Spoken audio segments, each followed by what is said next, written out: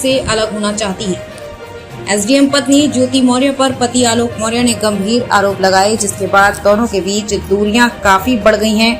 आलोक मौर्य ने पत्नी ज्योति मौर्य से विवाद की असल वजह मनीष दुबे को बताया है। मनीष दुबे के खिलाफ आलोक मौर्य की शिकायत पर बैठी जांच के बाद जहां एक तरफ कार्रवाई की तलवार लटकी है, तो वहीं दूसरी तरफ आलोक मौर्य ने पत्नी ज्योति मौर्य से अपने संबंधों को लेकर बड़ा बयान दिया है। आलोक मौर्य का कहना है कि ज्योति मौर्य और उनके 2010 से 2020 के बीच कोई दिक्कत नहीं थी, पूरा परिवार सब कुछ ठीक ठाक चल रहा था, लेकिन अचानक मनीष दुबे की एंट्री के चलते उनके परिवार में बिखराव हुआ है।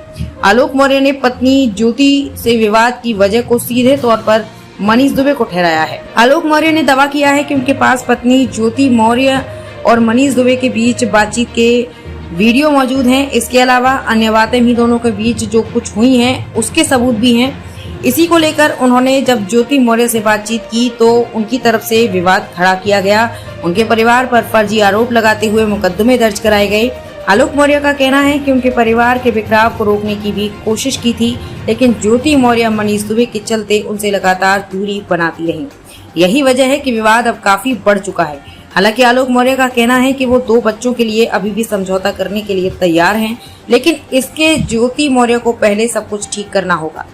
आलोक मौर्य ने ज्योति मौर्य के प्रति सिंपैथी जताने वालों पर भी निशाना साधा। आलोक मौर्य ने कहा, जिस मनीष दुबे के चलते हमारा परिवार बिखरा है, उसी मनीष दुबे की पत्नी भी अपने आप को ठगा महसूस कर रही है। उसकी पत्नी ने भी मनीष दुबे के खिलाफ शिकायत दर्ज कराई है।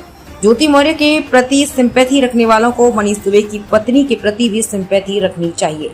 दरअसल ज्योति मौर्य की तरफ से तलाक के लिए प्रयागराज कोर्ट में दाखिल अर्जी पर आज सुनवाई होनी थी। ज्योति मौर्य और आलोक मौर्य को कोर्ट ने पेश होने के लिए कहा था। हालांकि ज्योति मौर्य आज कोर्ट नहीं आ सकी। उनकी तरफ से वकीलों ने हाजिरी माफी के लिए एप्लीकेशन दी। कोर्ट ने मामले में अगली सुनवाई के लिए 18 अगस्त की तारीख तय की है। आलोक मौर्य कोर्ट में अपने वकीलों के साथ पेश हुए थे। इस दौरान तलाक के लिए दाखिल ज्योति मौर्य की अर्जी की प्रति उपलब्ध कराने के लिए उनके वकीलों ने कोर्ट में एप्लीकेशन भी दिया है, ताकि उनके खिलाफ लगाए गए आरोपों का जवाब वो कोर्ट में दाखिल कर सकें। सर, विवाद की जो सबसे बड़ी वजह है वो मनीष दुबे है, जो उसने कि मेरा पूरा परिवार बर्बाद कर दिया।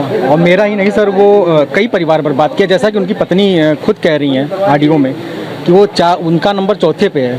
तो वो सर वो इसी टाइप का आदमी है कि सर उसका ये लक्ष्य रहता है कि परिवार बर्बाद करना, जिसके लिए सर मैंने उसकी शिकायत की थी और उस प्रकरण को सरकार ने संज्ञान में लिया। डीजी साहब ने कमेटी बैठाई, मेरा बयान हुआ और लड़कियों को बुलाया गया, बयान भी हुआ जिसका उसने शोषण किया था, और रिपोर्ट सौंप दी गई है। सर रिपोर्ट अभी आपके ही सूत्रों से पता चल रहा है कि रिपोर्ट उसके खिलाफ गई है और बड़ी कार्रवाई की तैयारी सरकार कर रही है। किस तरीके के एविडेंस आपने उसके खिलाफ दिए थे? सर जैसे वो सर बातें करता था, चैटिंग थी, ओरिजिनल चैटिंग मैंने सरकार को दिया, वीडियो कॉलिंग थी सरकार को दिया, मुझे फ़ोन पे धमकी देता था। और कॉलिंग किसके बीच थी? ज्योति मौर्य और मनीष दुबे के बीच में थी। सारे एविडेंस मैंने जो भी थे मेरे पास सब कुछ मैंने वहाँ सौंप दिया था।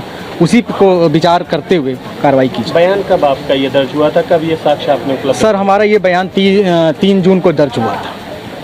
और उसके बाद क्या कार्रवाई की मांग? सर फिर मुझे लेटर आया, मुझे बुलाया गया और टीम जो गठित हुई थी उसने मेरा पूरा बयान लिया, लिखित बयान लिया और सारे एविडेंस लिए और सर उसके बाद ये जो कार्रवाई हो रही है। आप ये जो मामला है जिस स्टेज पर पहुंचा है इसको कैसे देखते हैं? सर मैं यही चाहता हूं कि सर जो भी दोषी हैं उनके ऊपर सख्त से सख्त कार्रवाई हो जाए, क्योंकि मनीष दुबे ने एक परिवार नहीं कई परिवार बर्बाद किए हैं।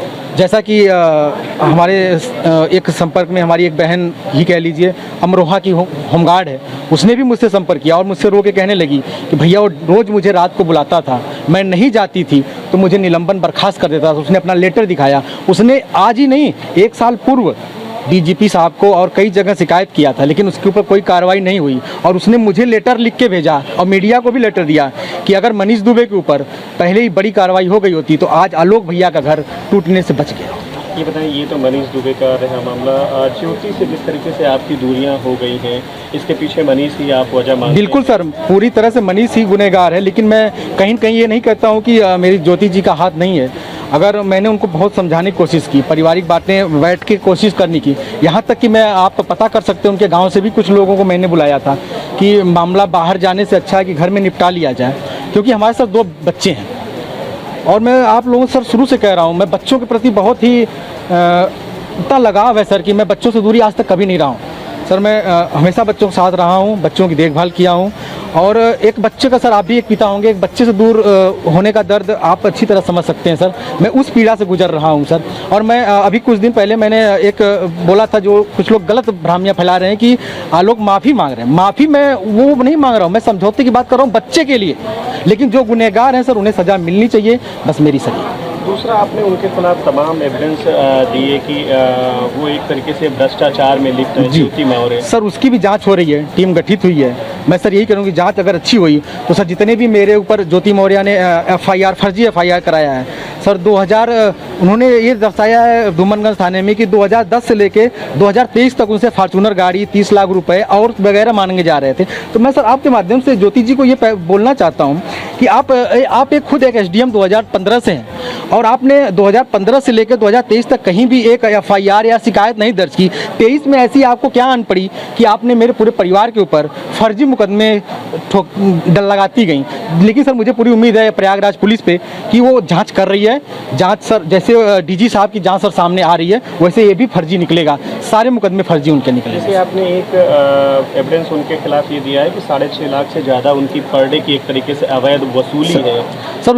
उसकी जांच चल रही है सर, उसकी जांच चल रही है। ये कैसे ये एविडेंस आपके सर? अब इसके बारे में सर अभी मैं बहुत ज़्यादा नहीं बोल सकता हूँ सर, जांच उसकी भी चल रही है। वास्तविकता क्या है उसकी? सर वास्तविकता मैंने सब कुछ जांच के समय मैंने सब कुछ सौंप दिया है। एक डायरी की बात आ रही है सर, मैंने सब कुछ सौंप दिया है, उसकी जांच आ जाए फिर सभी।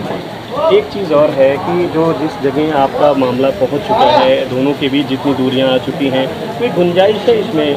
सर गुंजाइश मैं बार बार शुरू से ही कह रहा हूँ कि मैं बच्चों के लिए समझौते करूँगा, लेकिन जो गुनहगार हैं उनके लिए समझौते नहीं करूँगा।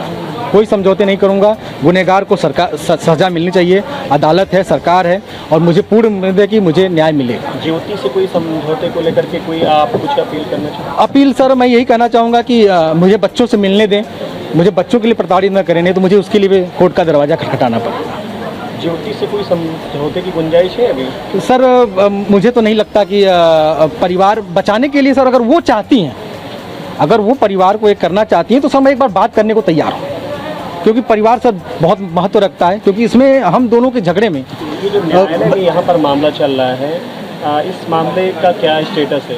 सर आज तो सर हमारे इसके बारे में सर हमारे ज़्यादा अधिवक्ता साहब जी जानकारी दे सकते हैं। कब इसकी तारीख लगी है? सर